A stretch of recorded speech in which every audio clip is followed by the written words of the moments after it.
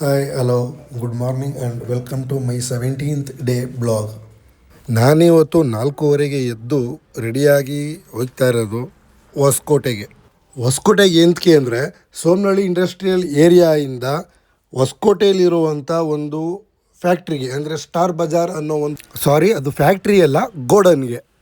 ಹೊಸಕೋಟೆಯಲ್ಲಿ ಇರ್ತಕ್ಕಂಥ ಒಂದು ಸ್ಟಾರ್ ಬಜಾರ್ ಅನ್ನೋ ಒಂದು ಗೋಡನ್ಗೆ ಇಲ್ಲಿಂದ ಮಾಲ್ ಹೋಯ್ತಾ ಇರೋದು. ಅದನ್ನು ನಾನು ತಗೊಂಡೋಗ್ಬೇಕಾಗಿತ್ತು. ಇನ್ನು ಬೆಳಕಾಗ್ಬಿಟ್ರೆ ಬೇಗಲಿಗೆ ಹೊತ್ತು ಟ್ರಾಫಿಕ್ಕಲ್ಲಿ ತಗ್ಲಾಕೋತೀನಿ ಅಂದ್ಬಿಟ್ಟು ನಾನು ಬೆಳಿಗ್ಗೆ ಬೇಗನೆ ಹೊರಟ್ಬಿಡೋಣ ಅಂದ್ಬಿಟ್ಟು ಹೊರಟಿದ್ದು. ಆಲ್ಮೋಸ್ಟ್ ನಾನು ಅಂದ್ಕೊಂಡಂಗೆ ಟ್ರಾಫಿಕ್ ಎಲ್ಲ ದಾಟ್ಕೊಂಡು ಬೆಂಗಳೂರು ಸಿಟಿ ಅನ್ನೋ ಬಿಟ್ಟು ಮುಂದಕ್ಕೆ ಬಂದೆ. ಇದೇ ನೋಡಿ ನಮ್ಮ ರಾಜ್ಯದ ಮೊದಲ ಕೇಬಲ್ ಬ್ರಿಡ್ಜ್. ನಮ್ಮ ರಾಜ್ಯದಲ್ಲಿ ಅಂದರೆ ನಮ್ಮ ಕರ್ನಾಟಕದಲ್ಲಿ ಮೊದಲ ಬಾರಿಗೆ ಕೇಬಲ್ ಬ್ರಿಡ್ಜ್ ಅಂತ ಮಾಡಿರೋದು ಇಲ್ಲೇ KR ಪುರಮಿಂದ ಮುಂದೆ. ಇದಾದಮೇಲೆ ನೆಕ್ಸ್ಟು ಎಲ್ಲಿ ಸಿಗಂದೂರು ಚೌಡೇಶ್ವರಿ ದೇವಸ್ಥಾನಕ್ಕೆ ಮಾಡಿರೋ ಬ್ರಿಡ್ಜಲ್ಲಿ ಕೂಡ ಕೇಬಲ್ ಇದೇ ತರ ಮಾಡಿದಾರಂತೆ. ಅದು ಎರಡನೇ ಸೇರ್ಕೊಳ್ಳುತ್ತೆ. ಏನ್ ಮಾಮ್ ಎಲ್ಲಿ ನಮ್ ಫ್ರೆಂಡ್ಸ್ ಗೆಲ್ಲ ಹೇಳ್ತಾ ಇದೀನಿ ಅಂಟಾರ್ಟಿಕಾ ಅಂತ. ಅವ್ರಿಲ್ಲ ಬೆಂಗಳೂರು ಅಂತ ವಾದ ಮಾಡ್ತಾವ್ರೆ. ಆರೆಂಜ್ ಹೊಡಿತೈತ ಚಳಿ ಕುಯ್ತೈತೆ. ಇಲ್ಲಿ ಕುಯ್ತೈತ ಏನ್ ಕುಯ್ತೈತೆ? ತುಟಿ, ಕಾಲು, ಕೈ, ಇಮ್ಡಿ. ಕೊನೆಗೂ ನಾನು ಸ್ಪಾಟ್ಗೆ ಬಂದು ಸೇರಿದೆ.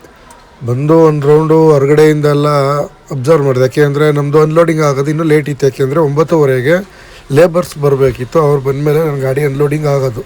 ಅದಕ್ಕೋಸ್ಕರ ಒಂದು ರೌಂಡ್ ಹೊರಗಡೆ ಎಲ್ಲ ನೋಡ್ತಾ ಇದೆ ಹೇಗಿದೆ ಅಂತ. ಗೋಡನ್ ಅಂತೂ ತುಂಬ ದೊಡ್ಡದಿದೆ. ಎಲ್ಲ ಒಂದು ರೌಂಡ್ ನೋಡ್ತಿದ್ದಾಗ ನನಗನ್ಸಿದ್ದು ಇಲ್ಲಿ ಕೆಲಸ ಮಾಡ್ತಾ ಇರ್ತಕ್ಕಂಥ ವರ್ಕರ್ಸ್ಗಳು 80% ಎಲ್ಲ ಬಿಹಾರಿಯವರೇ ಇದ್ದಾರೆ. ಅದರಲ್ಲಿ ಲೇಡೀಸು ಕೂಡ ಇದ್ದಾರೆ, ಬಿಹಾರಿ ಸೈಡ್ ಅವರೇ. ಹಿಂಗೆ ಅಂತಂದರೆ ಗೇಟ್ ಕಾಯೋ ವಾಚ್ಮ್ಯಾನಿಂದ ಹಿಡಿದು ಒಳಗಡೆ ವಾಶ್ ಮಾಡೋದು, ಕ್ಲೀನ್ ಮಾಡೋದು ಅಷ್ಟೇ. ಯಾಕೆ ಲೇಡೀಸು ಕೂಡ ಅದರಲ್ಲಿ ಸ್ವೀಪರ್ಸ್ಗಳು ಎಲ್ಲರೂ ಕೂಡ ಬಿಹಾರಿಗಳು. ಎಷ್ಟು ಜನ ವಲಸೆ ಬಂದು ನಮ್ಮಲ್ಲಿ ಎಲ್ಲೆಲ್ಲಿ ಥರದಲ್ಲಿ ಕೆಲಸ ಮಾಡ್ತಾವ್ರೆ, ಯಾವ್ಯಾವ ಥರದಲ್ಲಿ ಕೆಲಸ ಮಾಡ್ತಾಯಿದ್ದಾರೆ ಅಂತಂದರೆ ನಮ್ಮಲ್ಲಿ ನಮ್ಮ ಮಂಡ್ಯ ಸೈಡು ಕೂಡ ಬಿಹಾರಿಗಳು ಕೂಡ ಗದ್ದೆ ನಾಟಿನ ಗುತ್ತಿಗೆ ವಹಿಸ್ಕೊಂಡು ಮಾಡ್ತಾವ್ರೆ. ನಮಗೆ ಆಶ್ಚರ್ಯ ಆಯ್ತೈತೆ. ನಮ್ಮಲ್ಲಿ ಇಲ್ಲೇ ಮಾಡಿ ಕಲ್ತಿರೋರು ಮಾಡಿದವರು ಬಿಟ್ಟವ್ರು ಎಲ್ಲರೂ ಕೂಡ ಕಣ್ಮೇರೆ ಆಯ್ತವ್ರೆ. ಸರಿ ಬನ್ನಿ ಗೋಡನ್ ಒಳಗಡೆ ಹೋಗೋಣ.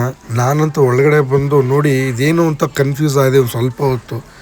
ಏನು ಇಷ್ಟೊಂದು ಥರ ಐಟಮ್ ಇದೆ. ಇಲ್ಲಿ ನೋಡಿದ್ರೆ ಬಾಕ್ಸ್ ಐಟಮು, ಬಿಸ್ಕೆಟ್ ಐಟಮ್ಗಳು ಐತೆ. ಇಲ್ಲಿ ನೋಡಿದ್ರೆ ಕಾಳು ಕಡ್ಡಿ ಐಟಮ್ಗಳು ಐತೆ. ಮುಂದೆಗಡೆ ನೋಡಿದ್ರೆ ತರಕಾರಿ ಐಟಮ್ಗಳು, ಹಣ್ಣು ಹಂಪಲು, ಸೊಪ್ಪು, ಮೆಣಸಿನ್ಕಾಯಿ, ಪ್ರತಿಯೊಂದು ಈ ಥರ ಐಟಮ್ಗಳು ಐತಲ್ಲ. ಏನಿದು ಯಾವ ಥರ ಅಂತ ಯೋಚನೆ ಮಾಡ್ತಿದ್ದಾಗ ಆಮೇಲೆ ಗೊತ್ತಾಗಿದ್ದು ನನಗೆ, ಈ ರ್ಯಾಕ್ಗಳನ್ನ ಕ್ಲಿಯರಾಗಿ ನೋಡಿದ ಮೇಲೆ, ಇದು ಶಾಪ್ಗಳಿಗೆ ಮತ್ತು ಆನ್ಲೈನ್ ಪರ್ಚೇಸಿಂಗ್ ಮಾಡೋರಿಗೆ ಎಲ್ಲ ಥರದಲ್ಲೂ ಅವೈಲಬಿಲಿಟಿ ಇರುವಂಥ ಒಂದು ಗೋಡನ್ನು. ಈ ಕಂಪನಿ ಹೆಸರು ಬಂದು ಸ್ಟಾರ್ ಬಜಾರ್ ಅಂತ. ಇವರವು ಸುಮಾರು ಕಡೆ ಇವರದೇ ಆದಂಥ ಶಾಪ್ಗಳಿದೆ. ಆ ಶಾಪ್ಗಳಿಗೆ ಯಾವ ಥರ ಅಂತಂದರೆ ಈಗ ರಿಲಯನ್ಸ್ ಟ್ರೆಂಡು, ಜಿಯೋ ಮಾರ್ಟು ಆ ಥರ ಇವ್ರದ್ದು ಒಂದು ಸ್ಟಾರ್ ಬಜಾರ್ ಅನ್ನೋ ಶಾಪ್ಗಳು ತುಂಬ ಕಡೆ ಇದೆಯಂತೆ. ಆ ಸ್ಟಾರ್ ಬಜಾರ್ಗಳಿಗೆ ಎಲ್ಲ ಬಜಾರ್ಗಳಿಗೂ ಬೇಕಾದಂಥ ಐಟಮ್ಗಳು ಇಲ್ಲಿಂದನೇ ಡಿಸ್ಪ್ಯಾಚ್ ಆಗೋದು. ಹಂಗಾಗಿ ಇದು ನಾನಿರೋದು ಇವರು ಯಾರಿಂದ ಕಂಪ್ನಿಗಳಿಂದ ತಗೋತಾರಲ್ಲ ಐಟಮ್ಮು, ಅಂದರೆ ಏನೇನು ಐಟಮ್ ತಗೋತಾರಲ್ಲ, ಇದು ಅಂದರೆ ರಿಸೀವ್ಡ್ ಜಾಗದಲ್ಲಿ ನಾನು ನಿಂತಿರೋದು. ಇವರು ಡಿಸ್ಪ್ಯಾಚ್ ಜಾಗ ಇನ್ನೊಂದಿದೆ, ಅದಕ್ಕೆ ನಮ್ಗೆ ಎಂಟ್ರಿ ಇಲ್ಲ. ನಾವೀಗ ಇದನ್ನ ಐಟಮ್ ತಂದಿರೋದ್ರಿಂದ ನಾವೇನಿದ್ರು ರಿಸೀವ್ಡ್ ಜಾಗದಲ್ಲಿ ನಾವು ಬಂದು ಇದನ್ನ ಅವ್ರಿಗೆ ಐಟಮ್ ಡೆಲಿವರ್ ಮಾಡ್ತಾ ಇರೋದು. ಕೊನೆಗೂ ಹೆಂಗೋ ನನ್ನ ಗಾಡಿನ ಅನ್ಲೋಡ್ ಆಗಿ ಕ್ವಾಲಿಟಿ ಚೆಕಪ್ ಎಲ್ಲ ಆಗಿ ಬಿಲ್ಲೆಲ್ಲ ರಿಸೀವ್ಡ್ ಆಗಿ ಕೈಗೆ ಕೊಟ್ಟರು. ನಾನು ಅಲ್ಲಿಂದ ಗಾಡಿ ಬಿಟ್ಟಿದ್ದು ನಾನು ಸೀದಾ ಮತ್ತೆ ಹೊಸಕೋಟೆ ಹತ್ರ ಬಂದು ಊರ ಕಡೆ ಬಂದೆ. ಇಲ್ಲಿಂದ ಬೆಂಗಳೂರು ಎಂಟ್ರಿ ಆಗೋ ತನಕ ಏನೂ ತಲೆನೋವಿರಲಿಲ್ಲ. ಆದರೆ ಬೆಂಗಳೂರಿಗೆ ಎಂಟ್ರಿ ಆದಮೇಲಂತೂ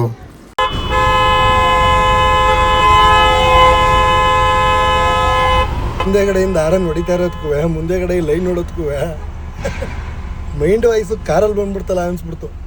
ಆ ಟ್ರಾಫಿಕ್ಕಿಂದ ಹೆಂಗೋ ಮುಕ್ತಿ ತಗೊಂಡು ಊರ ಕಡೆ ಬಂದಾಯಿತು. ಗಾಡಿ ತೊಗೊಂಡೋಗಿ ಇಂಡಸ್ಟ್ರಿಯಲ್ ಏರಿಯಾದಲ್ಲಿರೋ ಫ್ಯಾಕ್ಟ್ರಿಗೆ ಹಾಕ್ಬಿಟ್ಟು ಅಲ್ಲಿಂದ ನನ್ನ ಗಾಡಿ ಎತ್ಕೊಂಡು ನಾನು ಸೀದಾ ಮನೆ ಕಡೆ ಬಂದೆ. ಅಷ್ಟರಲ್ಲಿ 4 ಗಂಟೆ ಆಗಿತ್ತು. ಈಗ ಸೀದಾ ಮನೆ ಕಡೆ ಹೊರಟಿದ್ದೀನಿ.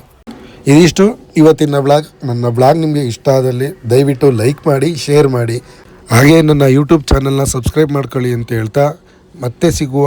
ಅಲ್ಲಿವರೆಗೂ ಬಾಯ್.